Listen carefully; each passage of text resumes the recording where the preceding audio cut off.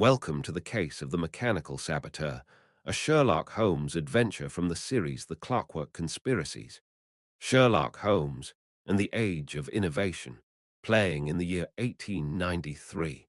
It seems these peculiar Edison wax cylinders, upon which I endeavored to record my notes, have survived the years. They capture recollections from an era quite unlike any other, the turn of the century, a time of breathless invention and unsettling change, the very age of innovation itself. London, indeed the world, was transforming with steam, electricity, and mechanisms previously undreamt of. Amidst this whirlwind of progress, my friend Mr. Sherlock Holmes found his singular talents tested by mysteries intertwined with these new marvels, confronting the dark possibilities that often accompany advancement. These accounts chronicle some of those unique investigations. Allow me to commence this series of recorded recollections with a particularly perplexing matter that took us north to Manchester. It concerned baffling acts of destruction and became known as the case of the mechanical saboteur. Chapter 1. The November fog pressed thick against our Baker Street windows, swirling like phantoms in the gaslight. Within, the familiar comfort of our lodgings offered little defense against the damp chill, though a cheerful fire crackled. Holmes, restless without a case, paced the room, his sharp features etched in thought. The tap of his slippered feet was the only sound, save for the muffled rumble of cabs outside. Activity, Watson, and of an official nature, if I mistake not the purposeful stride, Sherlock Holmes noted. Indeed, moments later, a sharp rap echoed from our front door, followed by the tread of Mrs. Hudson ascending the stairs. She announced a visitor, Inspector Evelyn Hardcastle of Scotland Yard. This was, in itself, somewhat unusual. While we had dealings with the Yard, Inspector Hardcastle was a newer, though highly regarded, figure, known for her methodical approach and keen interest in the more modern complexities of crime. Inspector Hardcastle entered, bringing a gust of cold air with her. She was a woman of perhaps 35, dressed in practical, dark attire, her expression serious, her bearing composed. She nodded curtly to us both, her eyes, clear and direct, taking in the room before settling on Holmes. Mr. Holmes, Dr. Watson, forgive the intrusion, but I bring a matter of considerable perplexity from Manchester. One that couldn't wait, I'm afraid, despite the hour. Inspector Evelyn Hardcastle answered. Pray be seated, Inspector. Manchester, you say. Industrial strife, I presume. The newspapers are full of little else, observed Sherlock Holmes. She sat, placing a small leather portfolio upon her lap. Her voice was steady, businesslike, yet held an undercurrent of frustration. More than mere strife, Mr. Holmes. Deliberate, repeated, and quite inexplicable sabotage. The target is Arkwright's mill, and specifically, their new automated loom, answered Inspector Evelyn Hardcastle. Holmes leaned forward, his posture transforming from languid to alert. His keen eyes gleamed with sudden interest. Ah, the marvel of the age, said to weave faster and finer than any human hand, displacing hundreds in the process. A natural target for Luddite sentiment, surely, Sherlock Holmes observed sharply. Displacing hundreds, good heavens, the potential for unrest. It must be palpable, commented Dr. John Watson. Naturally, and the mill owner, Mr. Josiah Arkwright, has taken extensive precautions. The machine is housed in a dedicated reinforced structure. Guards patrol constantly, inside and out. Yet, 3 times in the past fortnight, the mechanism has been damaged, precision components fractured, delicate settings disrupted. The latest incident occurred only yesterday. Inspector Evelyn Hardcastle answered. She paused, letting the impossibility of it settle in the quiet room. There is no sign of forced entry. The guards swear no unauthorized person gained access. The damage appears almost internal, as if the machine is destroying itself. Yet, engineers confirm external force, cleverly applied, is the cause. Inspector Evelyn Hardcastle said. Good heavens, Holmes, undetected, you say, with constant patrols. How is such a feat conceivable? Responded Dr. John Watson. That is precisely the question, Dr. Watson. The displaced workers are growing increasingly restless. There have been protests, threats. Arkwright fears outright riots if this continues, or if he cannot get his revolutionary machine operational. The potential loss, both financial and societal, is immense. Inspector Evelyn Hardcastle said. Holmes steepled his fingers, his gaze distant. The problem had clearly captured his imagination, moving beyond simple industrial unrest into the realm of the truly singular. Intriguing. Sabotage that mimics self-destruction, perpetrated within a guarded fortress. You say the damage requires precision. Tell me, Inspector, what is the nature of these precision components?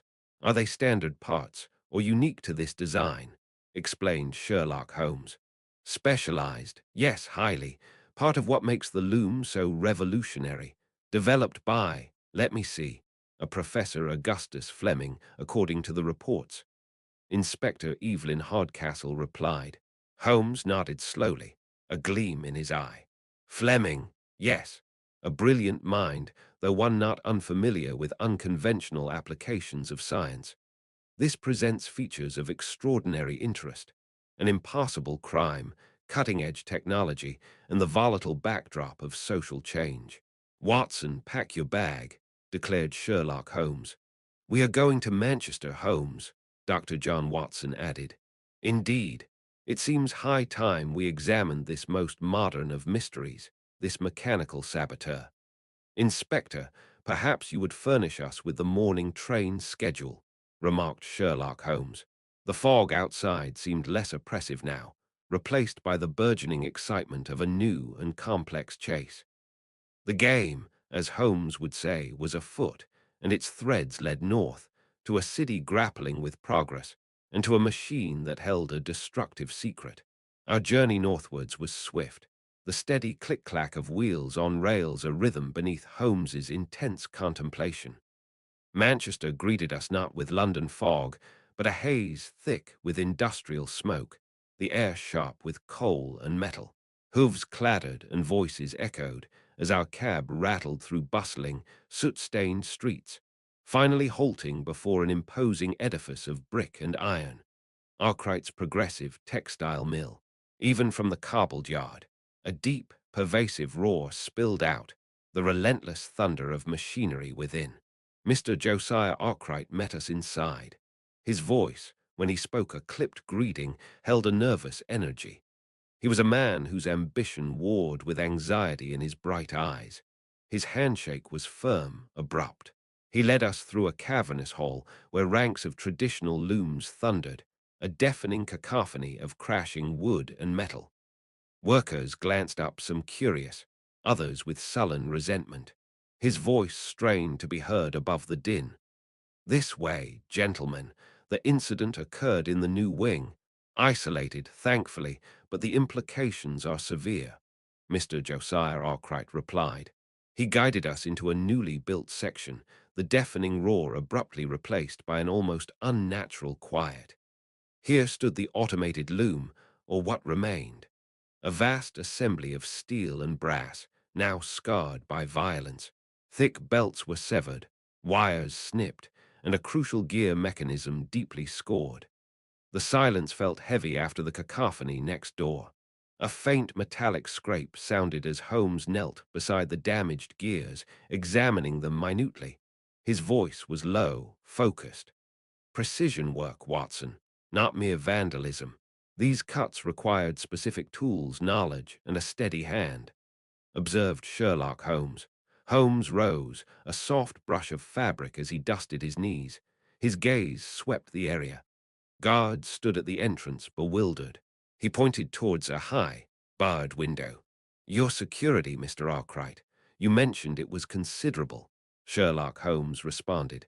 He gestured emphatically, his tone laced with frustration. Guards patrol day and night, Mr. Holmes. Every door locked, every window barred. How could anyone slip in undetected during the night shift to wreak such havoc? It defies explanation. This machine, it represents the future, efficiency, progress, yet someone seeks to destroy it, replied Mr. Josiah Arkwright. The local constabulary are baffled. Inspector Hardcastle, a sharp woman, mind you, sent up from London given the potential unrest. Her initial report confirms it. No forced entry, no witnesses, just this precise, crippling damage. She seems quite focused on the displaced workers, the social angle, but offers no concrete leads on how it was done. Mr. Josiah Arkwright replied. We retired to Arkwright's Spartan office overlooking the main floor. Through the glass, the rhythmic thunder of the looms was a constant, muffled vibration. Papers were stacked high, schematics pinned to the wall. Arkwright's footsteps echoed his restless energy as he paced before the window, gazing down. Of course there's unrest, he admitted, his voice dropping slightly, tinged with weariness. Progress has its price. Many skilled weavers, good people, find their livelihoods threatened by this automation. There have been grumblings, petitions, even veiled threats, Mr. Josiah Arkwright replied. And you suspect one of these displaced workers? I ventured. Wondered Dr. John Watson. Who else? It must be Luddite sentiment, pure and simple. Yet, how they bypassed the guards, how they knew precisely where to strike, that baffles me. It suggests an insider's knowledge, replied Mr. Josiah Arkwright. Or, Holmes interjected smoothly, the slight creak of his chair accompanying his movement as he leaned forward. It suggests the security is not as impenetrable as assumed, or the threat originates from an unconsidered direction. The damage speaks not of brute force, but calculated sabotage. Tell me, Mr. Arkwright, who possesses both the motive of displacement and the technical acumen for such delicate destruction, Sherlock Holmes pointed out. Arkwright hesitated, running a hand through his hair.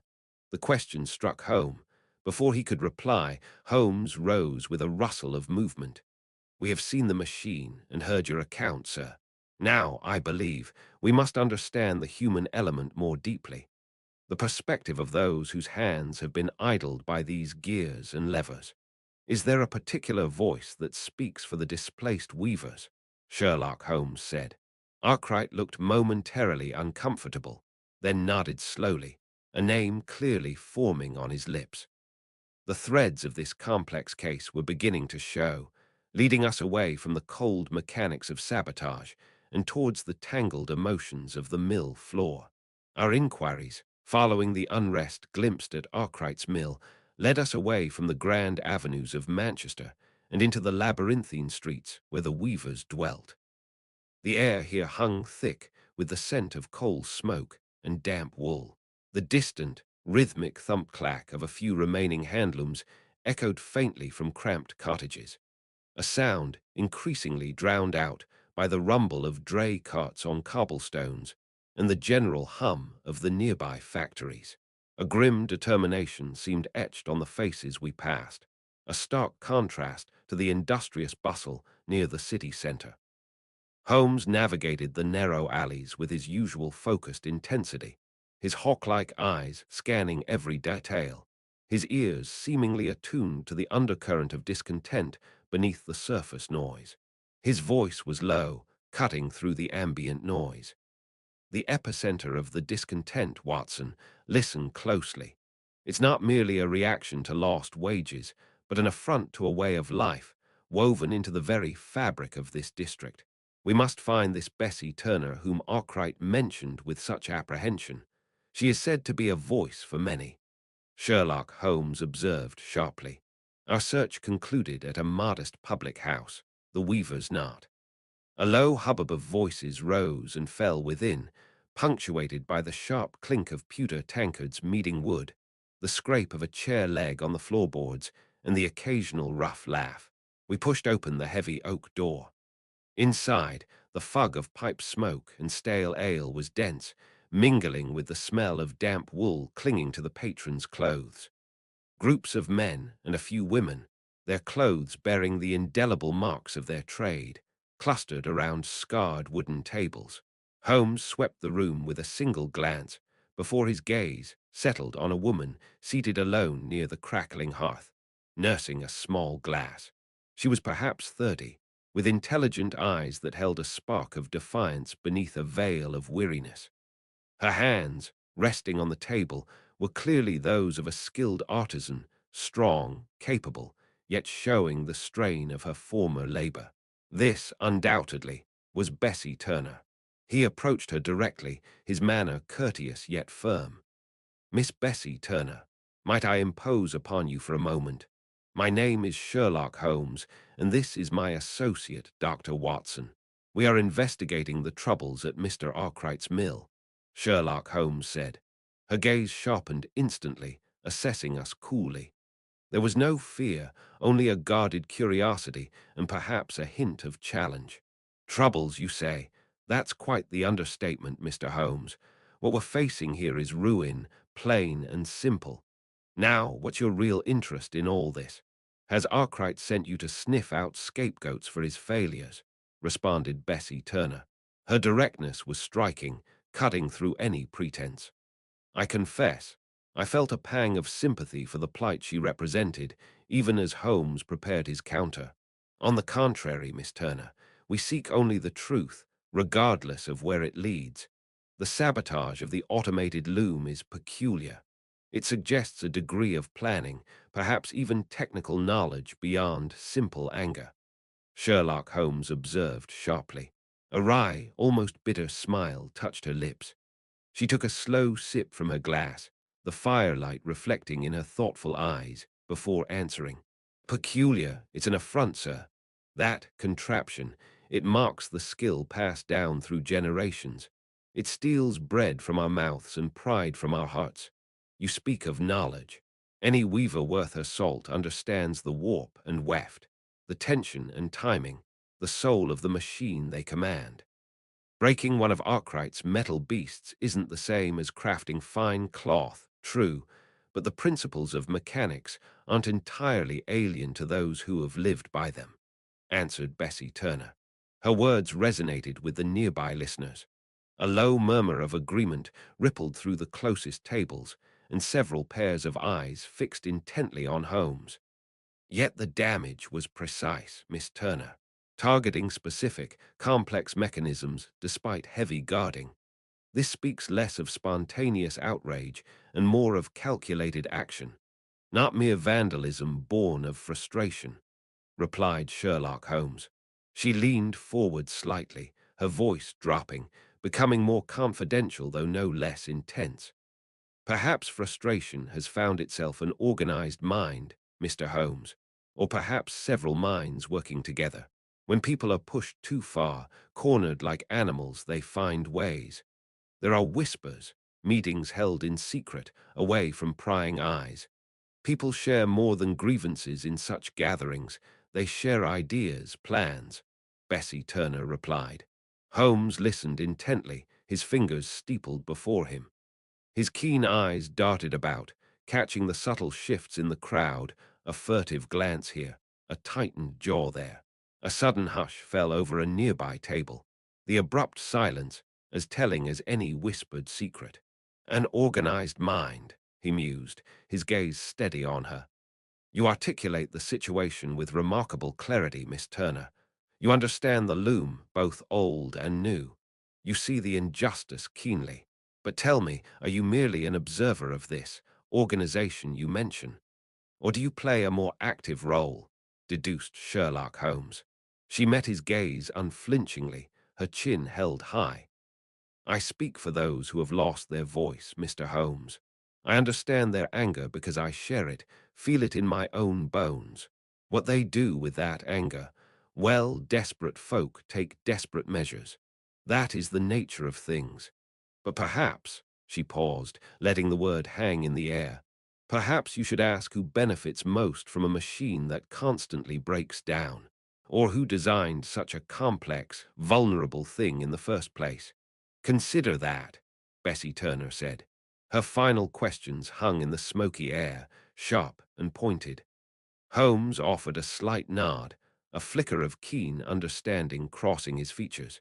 He had gleaned more than just the worker's perspective. Bessie Turner had inadvertently, or perhaps deliberately, pointed towards a new, crucial avenue of inquiry. Indeed, Miss Turner, a most pertinent question. The designer, yes, that warrants investigation. Thank you for your candor and your time. He rose smoothly, placing a coin on the table that more than covered her drink. Sherlock Holmes noted. As we stepped back out into the narrow, shadowed street, the sounds of the pub, the arguments, the laughter, the clinking glasses faded behind us, replaced by the chill evening air and the distant city hum.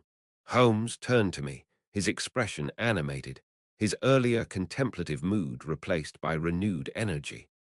More complex than simple Luddism, Watson, far more complex. There is coordination here, intelligence, fueled by genuine grievance. But her final remark is key. Sabotage is one thing, but a flawed design, deliberately or otherwise, that suggests a different layer entirely. We must investigate the architect of this mechanical marvel, find the inventor, and we may find the root of the problem. Our next stop must be Professor Augustus Flemming, deduced Sherlock Holmes. The interview with Bessie Turner had left Holmes unusually pensive about the weaver's plight. The idea of organized workers complicated matters. Later that evening, as we sat by the fire in Baker Street, the gaslight hissing softly, Holmes broke his silence. His voice cut sharply through the quiet room. The Luddite parallel is tempting, Watson, perhaps too tempting. Simple frame smashing is one thing. This intricate sabotage implies technical skill beyond mere outrage. We must examine the machine itself, observed Sherlock Holmes. He rose and began pacing, his mind clearly racing. Arkwright mentioned collaborators, inventors consulted on the loom's design. My inquiries point to one name, Professor Augustus Flemming. Flemming, the Cambridge physicist, I asked, recalling the name. Dr. John Watson added. The very same, Holmes confirmed. A brilliant mind but detached from everyday concerns. He has a private laboratory separate from the university. We must go there, stated Sherlock Holmes. Our journey led to a narrow Clerkenwell Street. Behind an ordinary facade lay Fleming's laboratory. The professor himself opened the door, blinking in the light. He ushered us into a room resembling an alchemist's den mixed with a mechanic's workshop. Glass retorts bubbled, wires snaked across cluttered benches, and the air smelled sharply of ozone and burnt oil. A low hum vibrated through the floor. His voice was thin but intense. Mr. Holmes, Dr. Watson, unexpected, Arkwright's troubles, I presume. A fascinating application of chaos theory, is it not? Replied Professor Augustus Flemming. He seemed unfazed by his collaborator's potential ruin, viewing it merely as an intellectual puzzle. Holmes wasted no time. Professor, the sabotage suggests intimate knowledge of the loom. Can you explain its more advanced mechanisms? Declared Sherlock Holmes. Fleming's eyes lit up. He gestured towards a complex diagram on the wall. Ah, the true genius. Not mere automation, but adaptive elements. The pneumatic regulator array adjusts shuttle speed based on thread tension microvariations. Sensors use a rare platinum iridium filament, extremely sensitive and difficult to source. This allows unprecedented consistency, even with lower-grade materials, replied Professor Augustus Flemming. He spoke with pride, tracing the schematic. I asked about the human cost, the displaced weavers. But Professor, I began, what about the impact on the workforce? Responded Dr. John Watson. He waved a dismissive hand, his focus drifting. Progress is relentless, Doctor. Some friction is inevitable. Perfecting the mechanism is the imperative. Other considerations are secondary. His tone was matter-of-fact, chillingly lacking empathy, answered Professor Augustus Flemming. Holmes, meanwhile, examined a small box on the workbench. It held several tiny, gleaming metallic components. These filaments, Professor, Holmes stated neutrally. You said they were hard to source. A continuous supply must be crucial, stated Sherlock Holmes. Fleming nodded eagerly. Precisely. Finding a reliable source for such pure materials is a constant challenge. The potential is limitless, if only procurement were easier, responded Professor Augustus Flemming. We stepped back onto the grimy London street. The distant clatter of horse-drawn drays contrasted sharply with the laboratory's hum. Holmes turned to me, his expression thoughtful. Fleming is brilliant, Watson, but utterly absorbed in his work. That absorption creates a vulnerability. His focus on science, his need for rare materials, he could be easily manipulated by anyone offering help, remarked Sherlock Holmes. He paused, looking down the smog-filled street. The sabotage required knowledge, yes, but also access. Access perhaps gained by exploiting the professor's needs. This feels less like destruction, Watson, and more like acquisition. Someone wants to understand, replicate, or steal its secrets, not just break it. This is more organized than disgruntled weavers. His words hung in the air, heavy with implication. They pointed towards a conspiracy far more complex than we first suspected, perhaps involving London's underworld. Our previous encounter with Professor Flemming had left Holmes unusually contemplative, the echoes of the inventor's peculiar laboratory seeming to linger even amidst the soot-stained reality of Manchester. Our next engagement, however, pulled us firmly back into the practicalities of the investigation. We found ourselves within the rather austere confines of the city police station, the air thick with the smell of damp wool, ink, and the low, persistent murmur of official business conducted behind frosted glass partitions. The rhythmic clatter of a distant telegraph machine provided a constant, metallic counterpoint to the shuffling of papers and the heavy tread of boots on the worn floorboards. Inspector Evelyn Hardcastle greeted us not with the gruffness one might expect in such a place, but with a brisk, professional air. Her manner was direct, her gaze steady. She gestured towards a plain wooden table upon which several documents were laid out, the papers rustling slightly under her hand. Her voice was clear and carried easily over the station's low din. Mr. Holmes, Dr. Watson, appreciate you coming down. I've got intelligence, solid information, I believe, that bears directly on this Arkwright Mill business, replied Inspector Evelyn Hardcastle. Indeed, Inspector.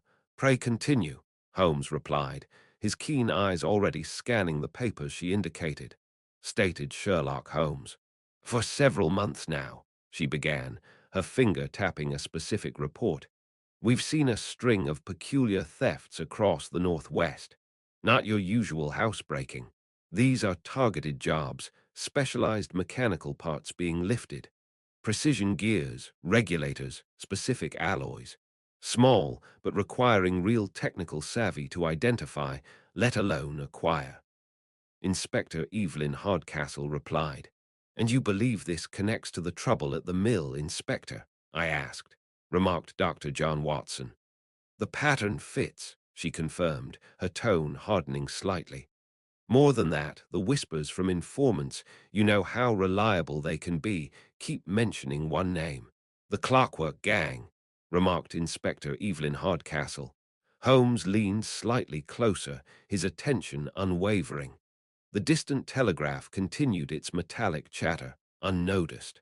They're a slippery bunch, known for their skill with mechanics and getting into places they shouldn't. They don't go for jewels or cash. Their currency is technology, plans, prototypes, unique bits of machinery.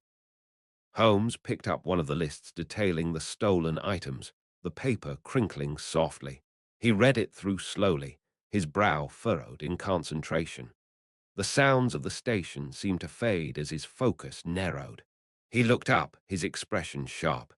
These components, Inspector, several are remarkably similar to elements Professor Flemming described as crucial to the Arkwright loom's differential engine, specifically the governor assembly and the micropinion linkages, items requiring advanced metallurgy not commonly available.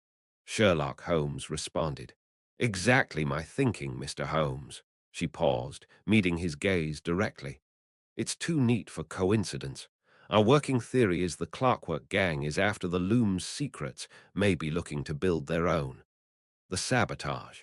Could be misdirection, could be their way of getting a look at the insides when it's down for repairs, remarked Inspector Evelyn Hardcastle. Later that evening, in our temporary lodgings, Holmes paced restlessly.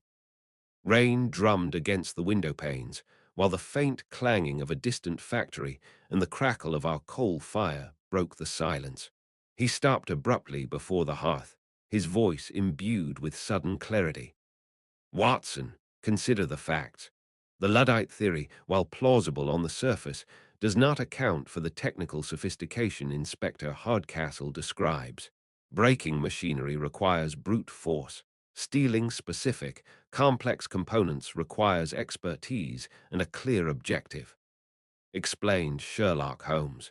He held up a finger, beginning to enumerate his points. 1. Professor Flemming, a brilliant but perhaps incautious inventor, creates a revolutionary device incorporating unique parts. 2. A criminal organization specializing in technological theft, the Clockwork Gang, becomes active in the region, stealing components matching those used in the loom. He paused, his gaze fixed on the flickering flames for a moment before continuing. 3. The loom itself suffers sabotage, potentially providing access or distraction.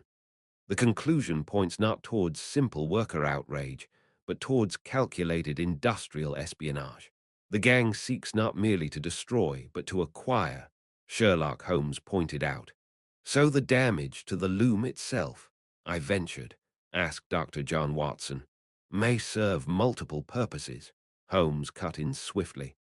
To create chaos, yes, but also perhaps to disable security systems, to allow closer access for study, or even to subtly extract key parts under the guise of damage.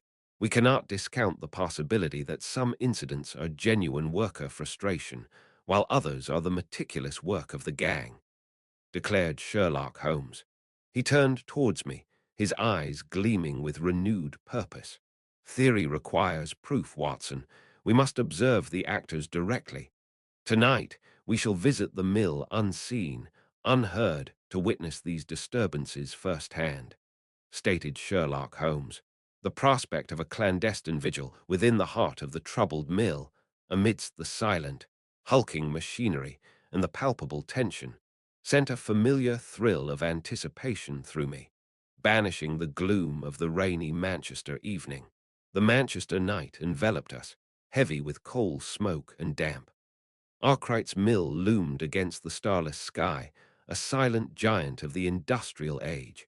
We watched from the shadows opposite the engine house, our view of its great windows streaked by rain. His whisper was a dry rustle beside me, barely audible above the wind sigh. Patience, Watson. The creatures of the night, whether driven by grievance or greed, are often slaves to routine, declared Sherlock Holmes. Hours crept by, marked by the watchman's lantern sweep within the mill yard and the scurry of rats nearby. Then movement. Not from the main gate, but a darkened lane beside the weaving shed. Two figures huddled near a side entrance, their movements agitated and clumsy.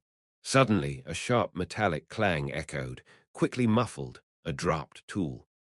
Then, the distinct, grating sound of crude force against metal, punctuated by muffled curses in local dialect. One figure hurled a heavy object, likely a brick, against a reinforced window pane. It struck with a dull thud but failed to break the glass, the sound loud in the stillness. Observe, Watson, Holmes murmured tensely, disgruntled hands at work. Raw, misdirected anger. No finesse, only brute frustration. As he spoke, the two figures melted back into the darkness, their brief, ineffective assault concluded. An uneasy quiet settled once more. Perhaps half an hour passed. Then a different sort of presence made itself known. Near the engine house, a shadow emerged.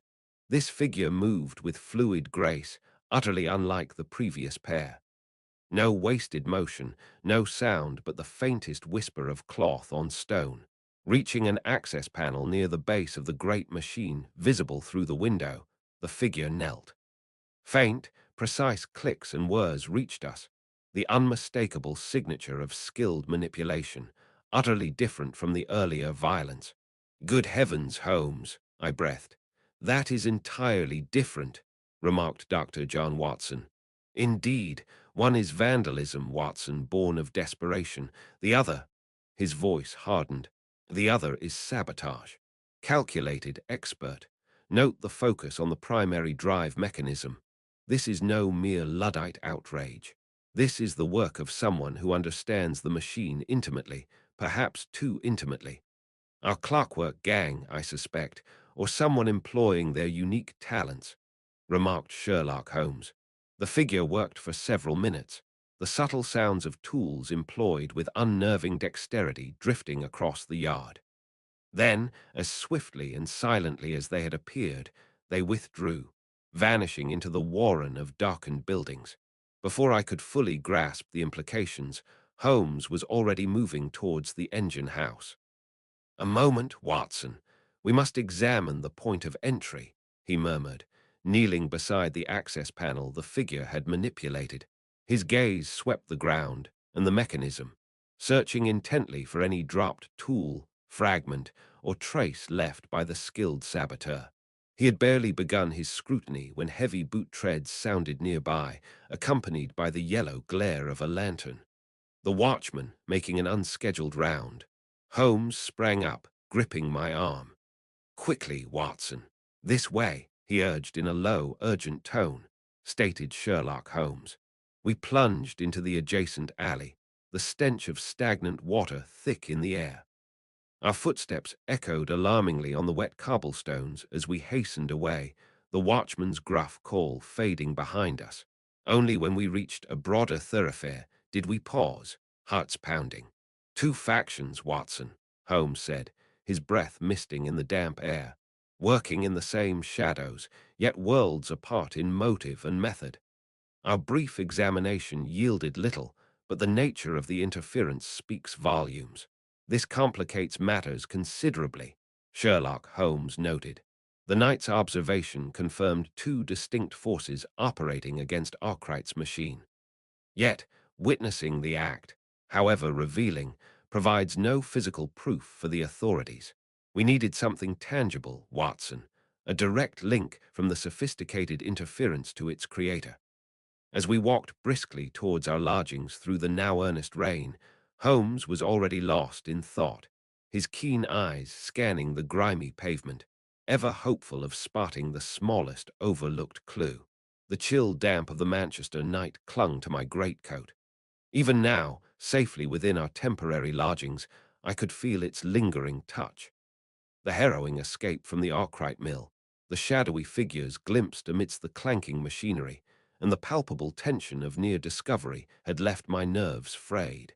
Outside, the rumble of drays over cobblestones and the distant, mournful hoot of a canal barge provided a constant, low accompaniment to the city's industry.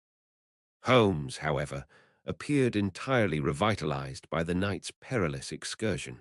He had commandeered a sturdy table near the window, upon which he had arranged an array of lenses, chemical vials, and gleaming instruments fetched from his traveling case.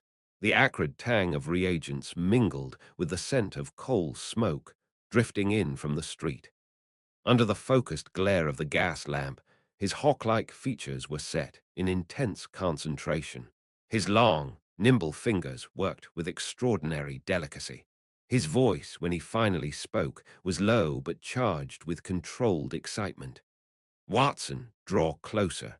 Our nocturnal ramble was not entirely fruitless, despite the interruption, Sherlock Holmes observed sharply. I moved to his side, peering over his shoulder.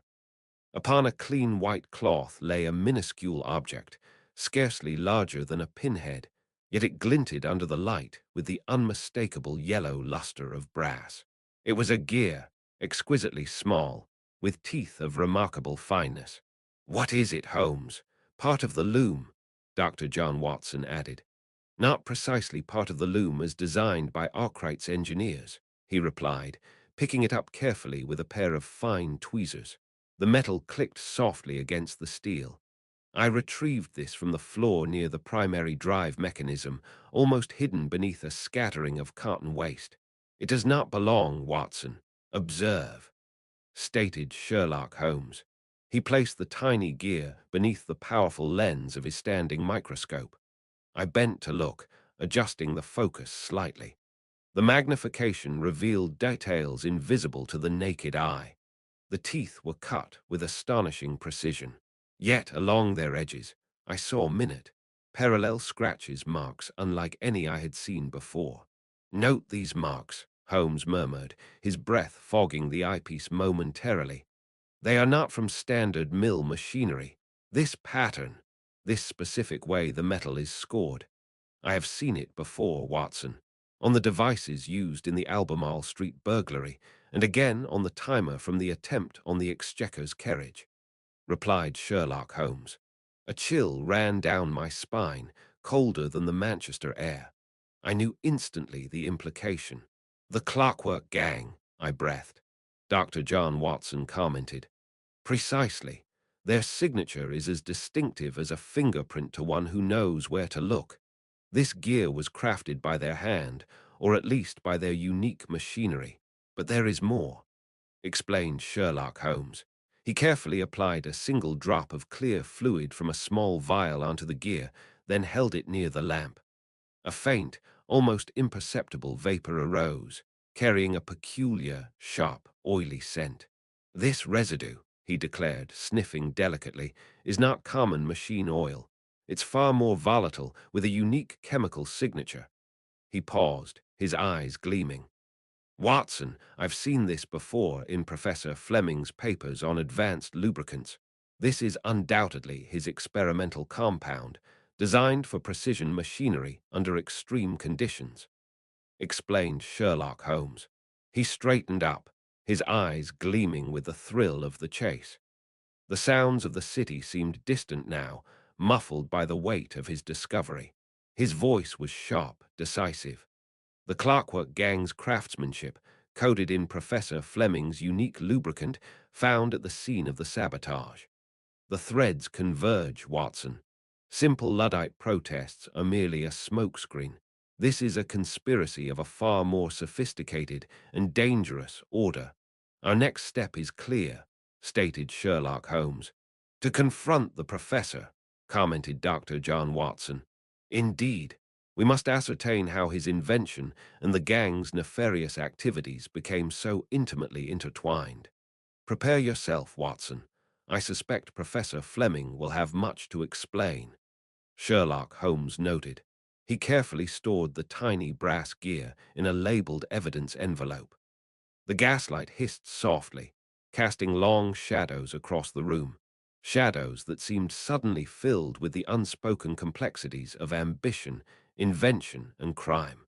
The prospect of our impending interview with the enigmatic Professor Flemming hung heavy in the air. The address Holmes had procured led us not to the familiar lecture halls of the university, but to a rather nondescript warehouse near the canal docks. The air hung thick with the smell of coal smoke and damp brick, punctuated by the distant clang of ironworks. A narrow, unassuming door yielded to Holmes's firm knock, revealing not the expected custodian, but Professor Augustus Flemming himself, his face pale beneath the flickering gaslight that illuminated a cramped entryway. He led us, without a word, up a narrow, creaking wooden staircase. The scent of ozone and unfamiliar chemicals grew stronger with each step, overlaying the industrial musk of the district. We emerged into a vast, cluttered space, clearly his hidden laboratory. Glass retorts bubbled softly over blue flames, wires snaked across benches laden with intricate brass mechanisms, and the low, resonant hum of some unseen electrical apparatus filled the air, punctuated by the soft hiss and pop of liquids boiling in glass. His voice was strained, lacking its usual academic confidence. Mr. Holmes, Dr. Watson, an unexpected visit. To what do I owe the honor in this, less formal setting? Replied Professor Augustus Flemming. Holmes wasted no time on pleasantries. He stepped further into the room, his keen eyes darting from the complex apparatus on a nearby table to the professor's anxious face. From his coat pocket, he produced the small, damning piece of evidence, the uniquely machined brass gear. His tone was level, yet carried an undeniable weight. Professor Flemming, I believe this belongs, in a manner of speaking, to you. Or rather, the unique lubricant coating it does. An experimental compound, I understand, developed within these very walls, Sherlock Holmes said. Flemming stared at the gear as if it were a viper. His breath hitched, and the color drained further from his face. He stumbled back against a workbench, dislodging a small coil of copper wire which tumbled onto the stone floor with a distinct, soft, metallic ring. He stammered, his hands trembling slightly. I don't understand. That gear. It's not part of my current work. The lubricant, yes. But, Professor Augustus Flemming replied. Holmes cut him off sharply. It was found lodged within the mechanism of Mr. Arkwright's sabotaged loom. A loom, Professor, whose core principles owe much to your earlier theoretical designs, do they not? Designs you perhaps felt were underappreciated, replied Sherlock Holmes. The accusation hung in the air, heavy as the chemical fumes. Flemming looked cornered, his eyes darting towards the complex machinery around us as if seeking refuge. Then a profound sigh escaped him, a sound of utter defeat. His voice dropped to a near whisper, thick with regret. Underappreciated, yes. Circumvented even, but sabotage. Never. Holmes, you must believe me, I was approached, months ago, by men claiming to represent a consortium interested in advanced mechanical applications, answered Professor Augustus Flemming. He began to pace agitatedly between the benches, gesturing with unsteady hands. The low hum of the machinery seemed to underscore his distress. They knew precisely what I needed: materials I couldn't readily source, specific alloys for conductivity tests, components requiring fabrication techniques beyond my own means. They spoke my language, understood the theoretical hurdles. Professor Augustus Flemming answered. He gestured wildly towards a bench covered in gleaming, unfamiliar metals, his breath coming faster. The low hum of the electrical apparatus seemed to intensify with his agitation. They offered resources, funding, all under the guise of furthering pure research. My focus, you see, it was entirely on the theoretical thresholds, the complex interactions. I needed specific rare earth magnets for a stabilization field I was theorizing. They provided them, perfectly crafted, Professor Augustus Flemming said. The Clockwork gang, Holmes stated, his voice flat. They preyed upon your scientific absorption, Professor. Your single-minded pursuit of innovation blinded you to their true intent. They supplied not just materials, but opportunity access for their operatives, perhaps disguised as technicians or suppliers, to study your work, possibly even Arkwright's application of it through your shared principles. Sherlock Holmes said. Flemming stopped pacing, his shoulders slumped. He looked utterly broken. They asked questions, specific questions about stress points, harmonic resonances in complex gear trains. I thought it merely academic curiosity matching my own, Professor Augustus Flemming said. Flemming's voice trembled. He paused, horror dawning on his face. My God, what have I done? My lubricant. They must have applied it to their own devices, their tools of destruction. It was designed for precision, to reduce friction in delicate instruments. Not for this, answered Professor Augustus Flemming. His voice cracked with a mixture of fear and self-loathing. But surely you suspected something, I interjected, appalled by the scale of the deception. Responded Dr. John Watson. He shook his head vehemently. My work consumed me. The breakthroughs felt so close. They cultivated that focus, fed my ambition while exploiting it, replied Professor Augustus Flemming. He ran a trembling hand through his already disheveled hair, his gaze fixed on some unseen point of failure in his memory. Only recently, whispers, talk among the men they sent, supposedly to assist, talk of disruption, of teaching the industrialists a lesson. I dismissed it as workshop gossip. Until now, he wrung his hands, his gaze distant. Holmes observed him coolly for a moment, the faint, rhythmic bubbling from a nearby beaker, the only sound in the suddenly heavy silence. Your confession, while damning to your judgment, Professor, may yet prove useful. These men who posed as assistants, their names, descriptions, any mention of their connections outside this laboratory, stated Sherlock Holmes. He hesitated, then spoke with renewed urgency. Vague descriptions mostly, nondescript men, but one, younger, seemed sympathetic to the displaced weavers, mentioned someone named Bessie, a woman organizing the workers. Said the gang found her useful, though perhaps getting too independent. He trailed off, looking imploringly at Holmes. Replied Professor Augustus Flemming. Holmes nodded slowly, his eyes narrowing as he filed the information away. The name Bessie Turner, the displaced weaver, resonated with our earlier inquiries.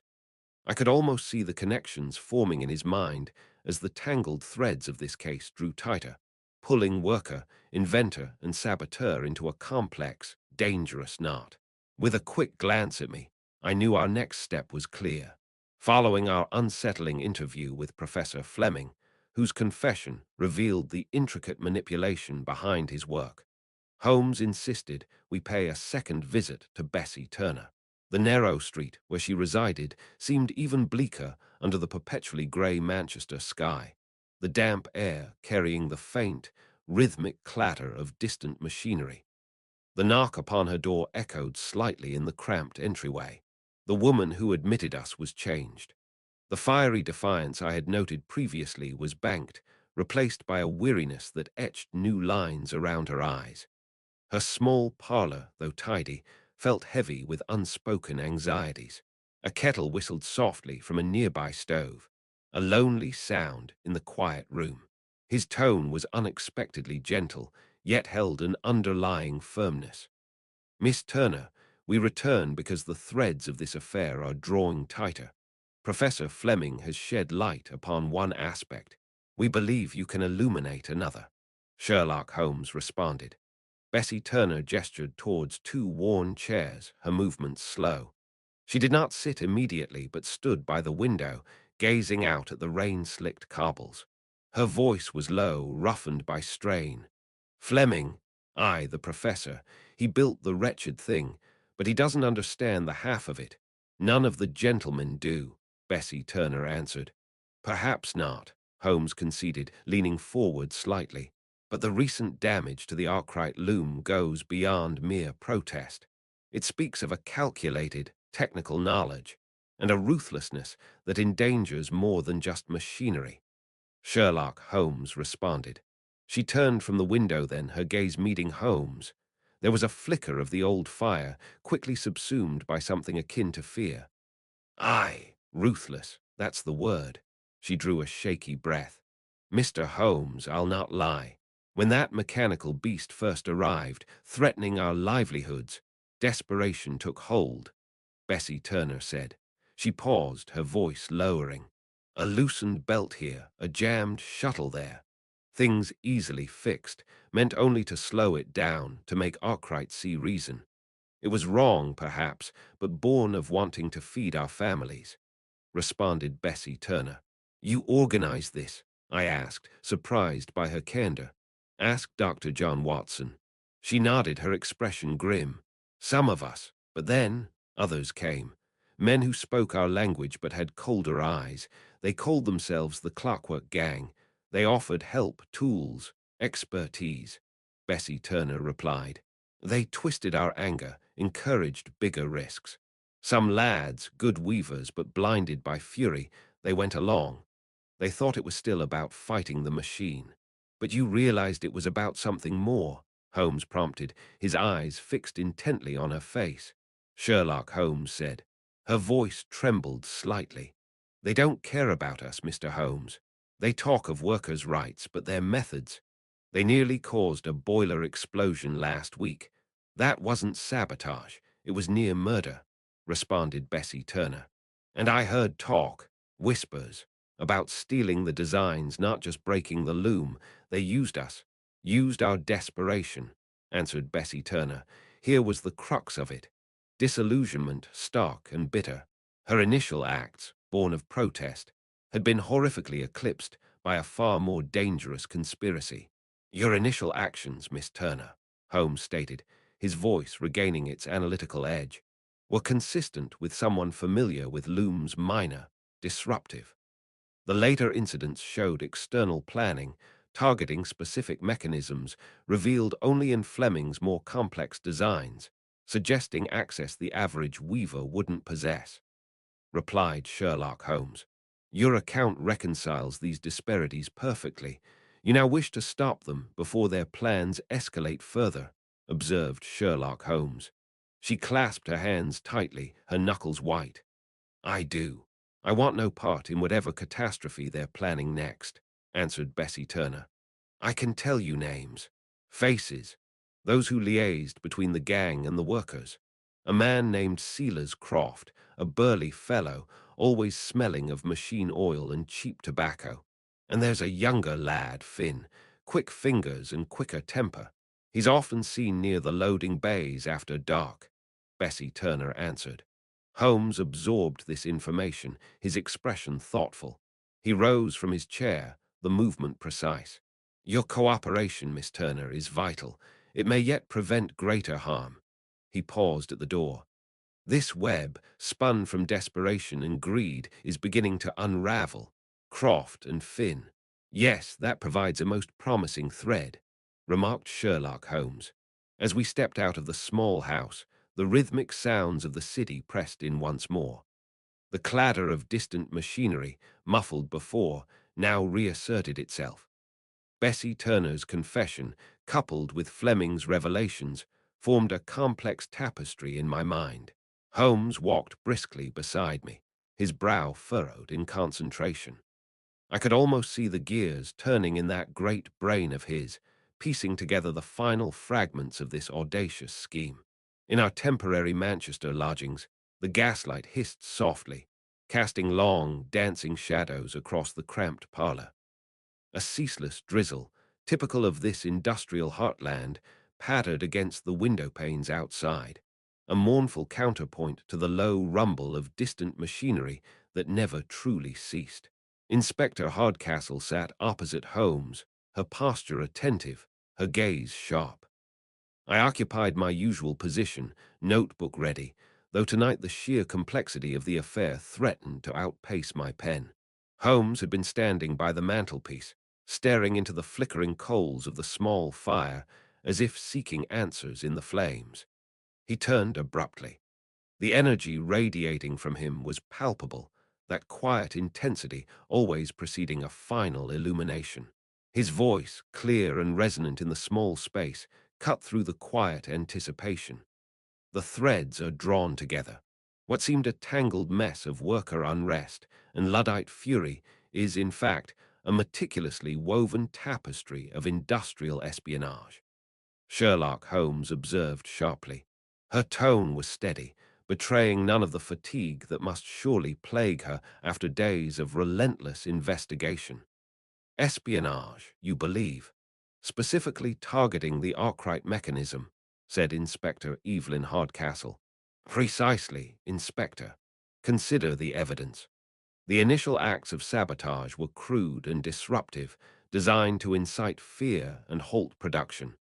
These were indeed the work of disgruntled weavers, orchestrated to some extent by Bessie Turner, as she confessed. But the later incidents, those tell a different tale. The precision damage, the replacement of specific components, the use of that unusual high-grade lubricant. These speak not of destruction, but of analysis, Sherlock Holmes observed sharply. He picked up the small, oddly machined gear we had recovered from the mill floor, holding it aloft in the gaslight. This gear, Watson, is not standard. Observe its alloys, its precise milling. It suggests foreign manufacture, or at least resources far beyond a simple disgruntled worker. Furthermore, the lubricant residue points towards specialized applications, perhaps even military ones. This, gentlemen, is the signature of the so-called Clockwork Gang, stated Sherlock Holmes. But why the elaborate charade with the workers, Holmes? Why not a direct attempt on the plans or the machine itself? I asked, still grappling with the intricate layers of deception. Dr. John Watson inquired. A faint smile touched his lips. Because, my dear Watson, the unrest provided the perfect camouflage. It served multiple purposes, diverting suspicion, creating chaos, and allowing the gang access under the guise of repair or investigation. More critically, it allowed them to manipulate Professor Flemming, declared Sherlock Holmes. Flemming, she repeated, her focus narrowing. What role does the inventor play in this scheme? Said Inspector Evelyn Hardcastle.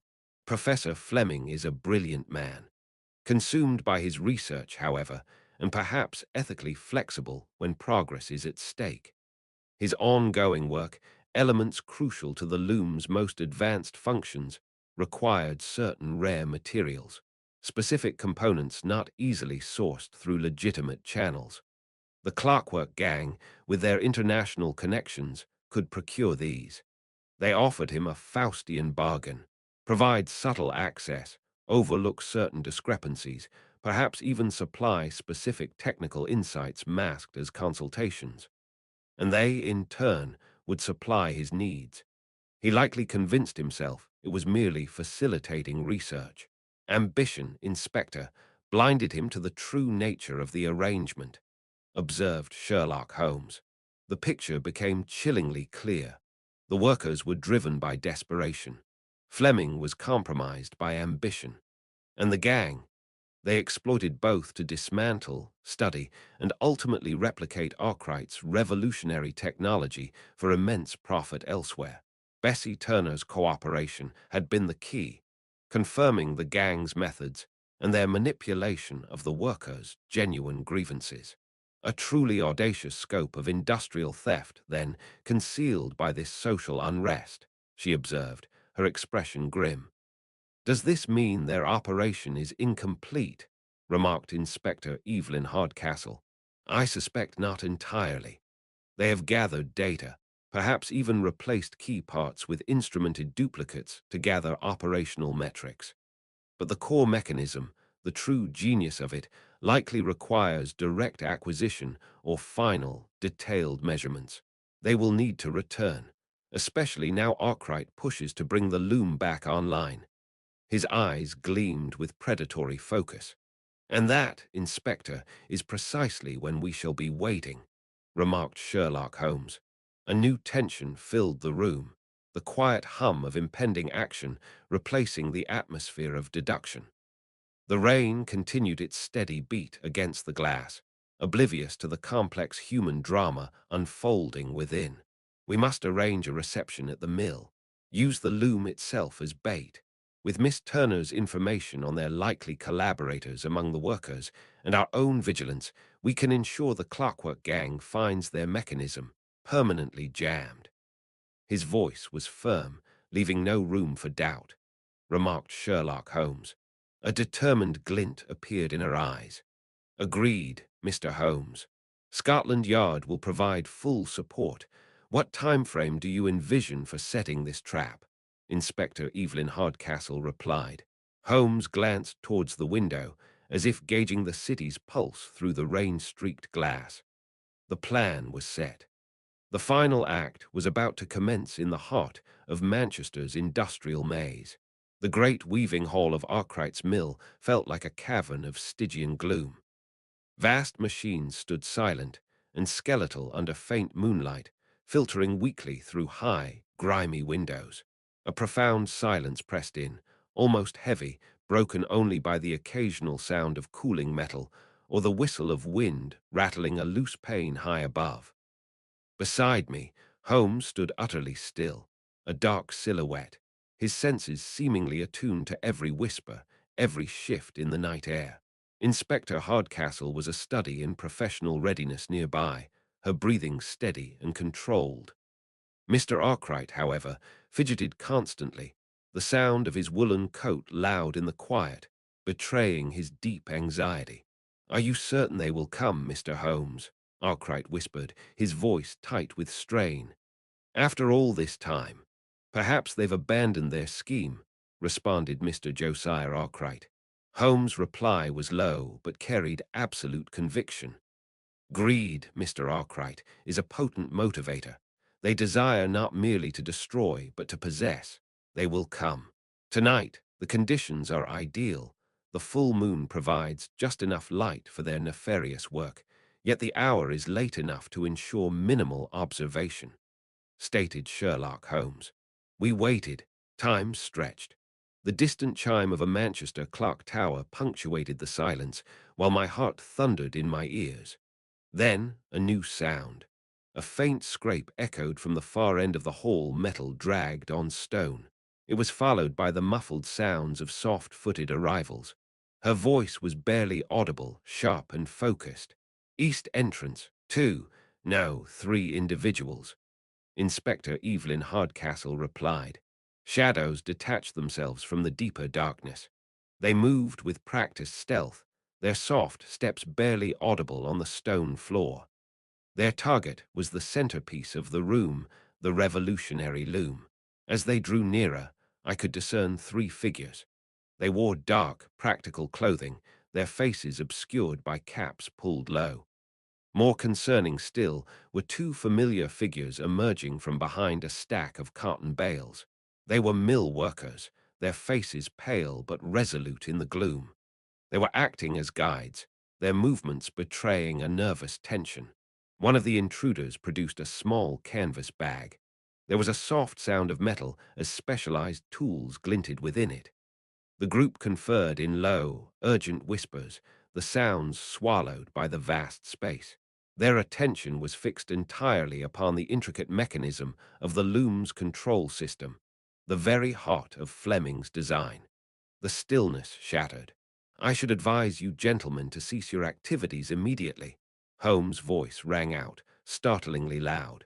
Sherlock Holmes responded. Simultaneously, there was a sharp click as Inspector Hardcastle activated a powerful electric lamp. It bathed the scene in a harsh, revealing glare. The intruders flinched back with sharp gasps, momentarily blinded. The 2 workers cried out in alarm. For a heart-stopping second, everyone froze, the silence broken only by sharp intakes of breath. Then chaos erupted. One dark-clad figure lunged towards the loom, a tool raised to smash something vital. His companions spun around, desperate to flee. Inspector Hardcastle barked a sharp command. The sound echoed as 2 constables, previously hidden, surged forward, their boots thudding heavily on the floor. Holmes moved with astonishing speed. His cane flashed out, tripping the would-be saboteur. The man went sprawling amongst the machinery with a loud metallic clang and a cry of pain. I found myself grappling with one of the fleeing men. He was a burly fellow who fought with desperate strength, his breath coming in ragged gasps. Hardcastle, calm and efficient, intercepted the 3rd gang member. Her movements were quick and decisive, ending with the sound of a body hitting the floor. The mill workers, utterly panicked, offered little resistance. Their capture was swift, marked only by their fearful whimpers. Within moments, the struggle was over. The sounds of fighting ceased, replaced by heavy breathing and the jangle of handcuffs. The intruders, members of the notorious Clockwork gang, Hardcastle confirmed grimly, were secured. Their disillusioned collaborators from the mill stood beside them, heads bowed. Arkwright stared aghast at the faces of the captured workers. "Thomas, Evans, you would betray me, after all," Mr. Josiah Arkwright said. Holmes stepped forward, picking up the tool bag dropped by the gang leader. He addressed Arkwright, his tone coolly analytical. "Observe, Mr. Arkwright. Not crowbars and hammers suited for crude destruction, but delicate calipers, wrenches, tools for disassembly and replication.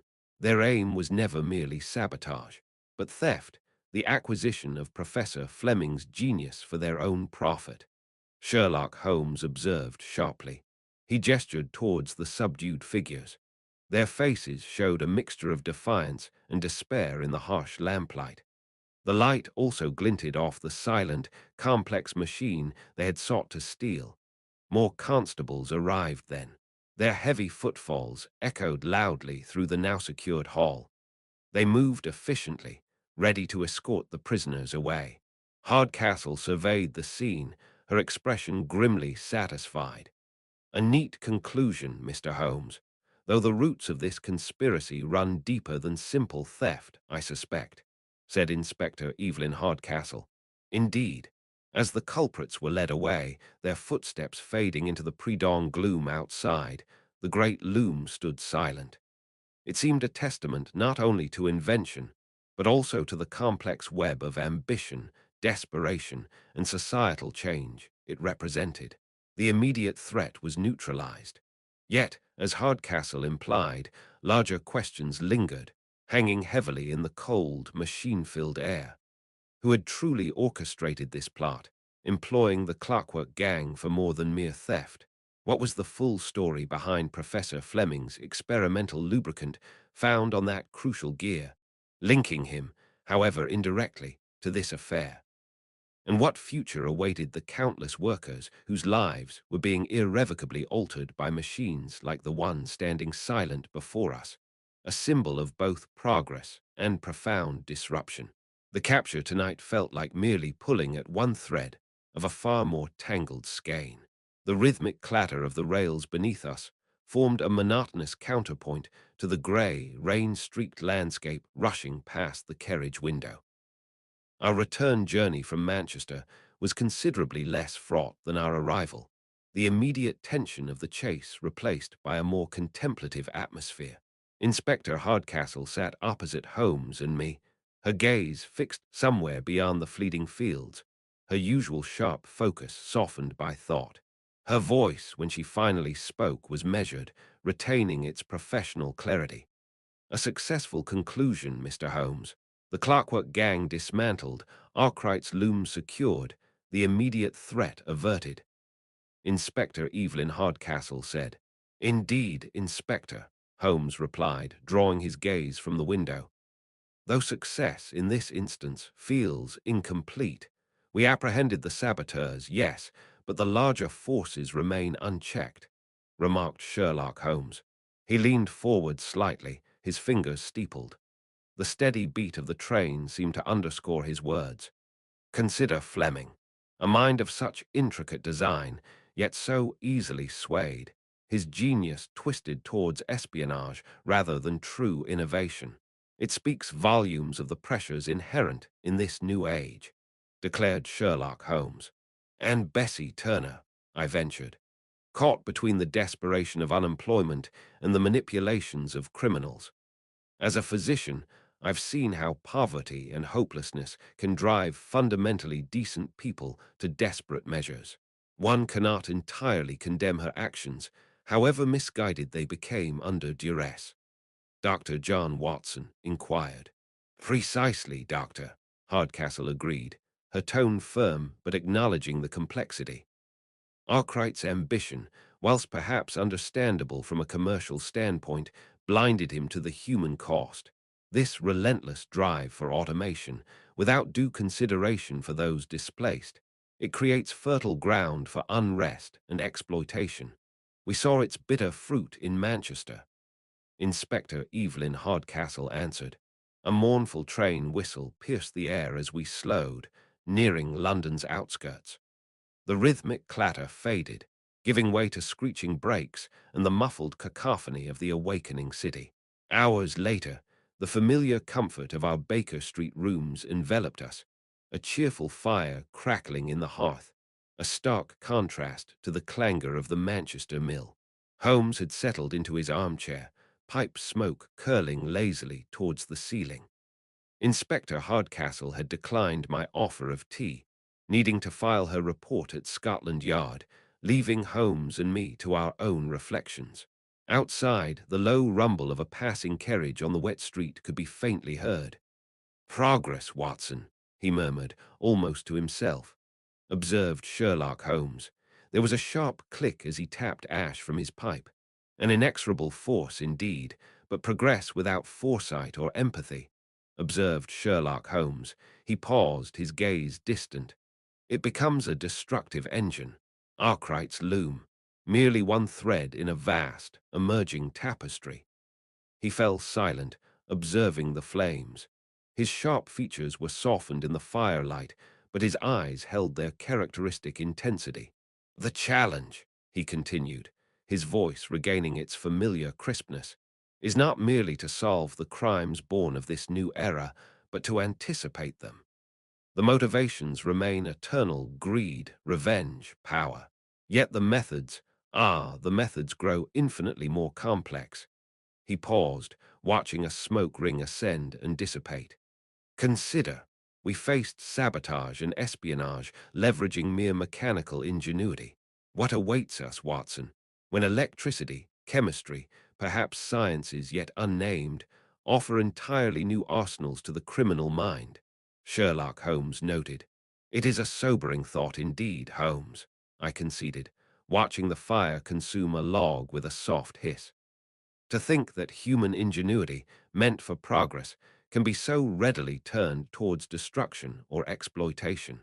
It raises profound moral questions about our collective responsibilities as society advances."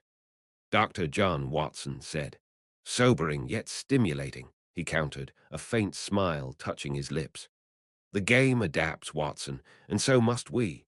The threads of progress may weave a complex pattern, but the pursuit of truth remains the constant guide."